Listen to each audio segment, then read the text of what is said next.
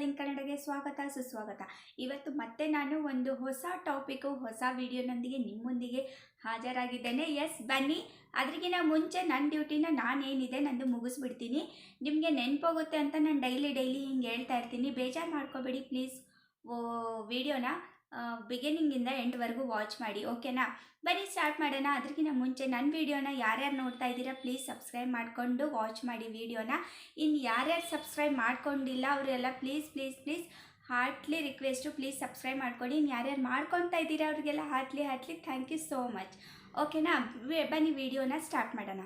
Gruhalakshmi EKYC ಅನ್ನೋದು ನನಗಂತೂ ಯಾರಿಗೆ ತಲೆ ಕೆಡಿಸಿದೆಯಲ್ಲೋ ನನಗಂತೂ ತುಂಬ ತಲೆ ಕೆಡಿಸ್ಬಿಟ್ಟಿದೆ.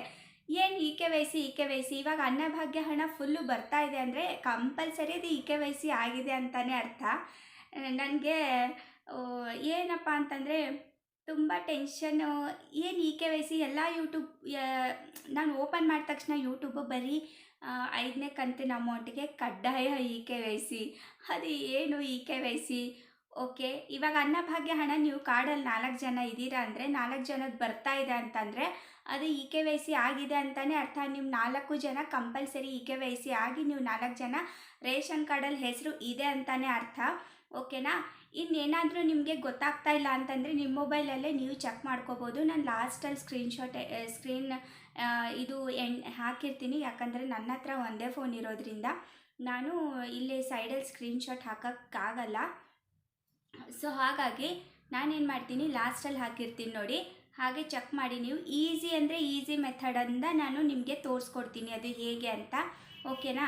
ಇನ್ನು EKYC ನಿಮ್ಮದು ಅಷ್ಟೊಂದು EKYC ಮಾಡಿಸ್ಲೇಬೇಕು ಅಂತ ಏನಾದರೂ ಇದ್ದರೆ ಏನು ಮಾಡಿ ಗೊತ್ತಾ?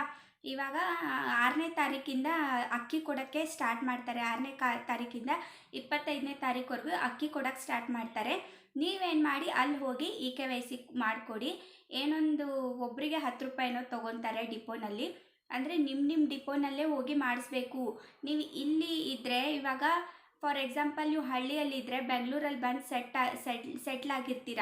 ಬೆಂಗಳೂರಲ್ಲಿ EKYC ಮಾಡಿಸ್ತೀನಿ ಅಂದರೆ ಅದು ಹಾಗಾಗಲ್ಲ. ನೀವು ನಿಮ್ಮೂರಿಗೆ ಹೋಗಿ ನಿಮ್ಮ ಡಿಪೋನಲ್ಲೇ EKYC ಮಾಡಿಸ್ಬೇಕು. ಆವಾಗ ಮಾತ್ರ ಸಾಧ್ಯ ಇರುತ್ತೆ. ಇದನ್ನು ಯಾರು ಹೇಳೇ ಇಲ್ಲ ಆ್ಯಕ್ಚುಲಿ. ಅದು ಏನಂದರೆ ನಾನು ಅದೇ ಕೆಲಸ ಮಾಡ್ತಾ ಇರೋದ್ರಿಂದ ಅದು ಗೊತ್ತಿರುತ್ತೆ. EKYC ಅಂದರೆ ಫ್ಯಾಮಿಲಿ ಮೆಂಬರ್ಸ್ ಫುಲ್ ಹೋಗಿ EKYC ಮಾಡಬೇಕು. ಅದು ನಿಮ್ಮ ಡಿಪೋಗಳಲ್ಲೇ ಮಾಡಬೇಕು. ಈ ಥರ ನೀವು ಊರು ಬಿಟ್ಟು ಊರು ಬಂದಿರ್ತೀರ, ನೀವು ಇಲ್ಲೇ ರೇಷನ್ ಎಲ್ಲ ತೊಗೊತಾ ಇರ್ತೀರಾ, ಇಲ್ಲಿ EKYC ಮಾಡಿಸಿದ್ರೆ ನಡೆಯಲ್ಲ. ನೀವು ನಿಮ್ಮ ಡಿಪೋನಲ್ಲೇ ಹೋಗಿ ನಿಮ್ಮೂರಲ್ಲಿ ಹೋಗಿ EKYC ಮಾಡಿಸ್ಬೇಕು, ಓಕೆನಾ? ಈ ವಿಡಿಯೋನ ನಾನು ಇಲ್ಲಿಗೆ ಎಂಡ್ ಮಾಡ್ತೀನಿ. ವಿಡಿಯೋ ಚೆನ್ನಾಗಿ ಅನಿಸಿದ್ರೆ ವಿಡಿಯೋನ ಲೈಕ್ ಮಾಡಿ, ಶೇರ್ ಮಾಡಿ, ಸಬ್ಸ್ಕ್ರೈಬ್ ಮಾಡಿ ಮತ್ತು ಬೆಲ್ ಐಕನ್ನ ಹಿಟ್ ಮಾಡೋದನ್ನು ಮಾತ್ರ ಮರಿಬೇಡಿ. ಯಾಕಂದರೆ ಇಂಥ ವೀಡಿಯೋಸು ಇಂಥ ಕಂಟೆಂಟ್ಸು ನಾನು ನಿಮಗೋಸ್ಕರ ಮಾಡ್ತಾ ಇರ್ತೀನಿ, ಓಕೆನಾ? ಬನ್ನಿ, ಲಾಸ್ಟಲ್ಲಿ ವಿಡಿಯೋನ ಸ್ಕ್ರೀನ್ ಆ್ಯಡ್ ಮಾಡಿರ್ತೀನಿ, ಅದನ್ನು ನೋಡೋದು ಮಾತ್ರ ಮರಿಬೇಡಿ. ಯಾಕಂದರೆ ಫುಲ್ಲು ಈಸಿ ವೇ ಹೇಗೆ ಚೆಕ್ ಮಾಡ್ಕೊಳ್ಳೋದು ಅಂತ ನಾನು ನಿಮಗೆ ಹೇಳಿರ್ತೀನಿ.